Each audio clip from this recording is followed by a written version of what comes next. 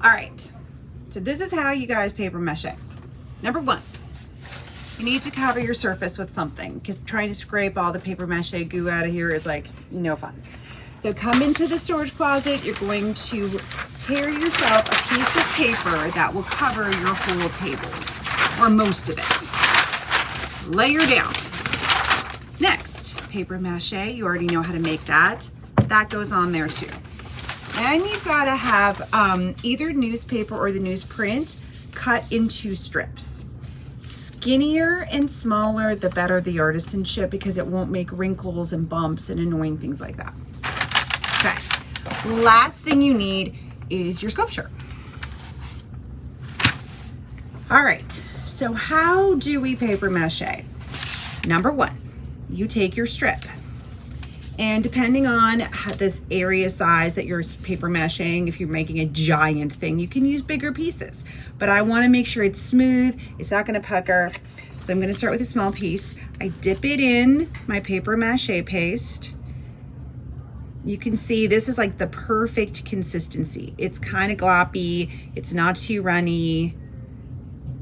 And then I take it and I just put it over the surface of my piece and I smooth it down so there are no wrinkles. Just like that.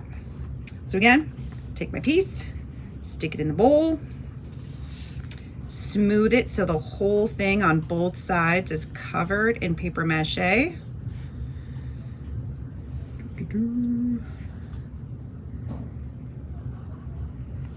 Now the kicker, they're longer, they're a little harder to maneuver, so smaller pieces are easier to deal with. Fingers.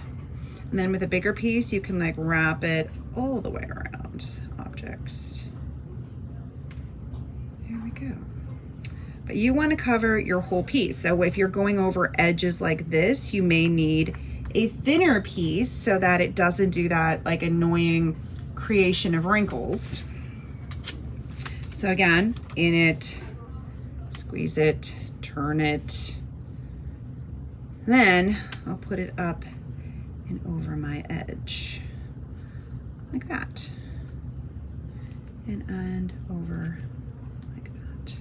If you put like 4 layers of paper mache on your sculpture, you can sand it. You gotta be careful because it will, you can sand right through it all.